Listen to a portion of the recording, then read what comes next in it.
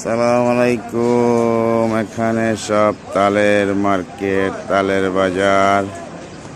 দেখেন সকাল সকাল কত তাল এখানে এসে জমা হয় এবং এখান থেকে সব গাড়িয়ে ভরে নিয়ে যায়। এই হলো তালের বাজার।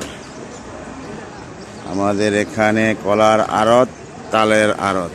দেখেন এখানে এখন তাল নতুন আসছে, অনেক দিন হয়ে গেল, কিন্তু এখন পুরা তাল এখানে আসে।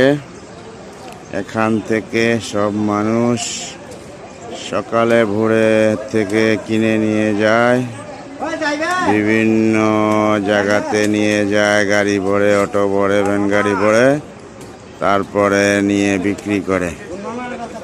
দেখেন কত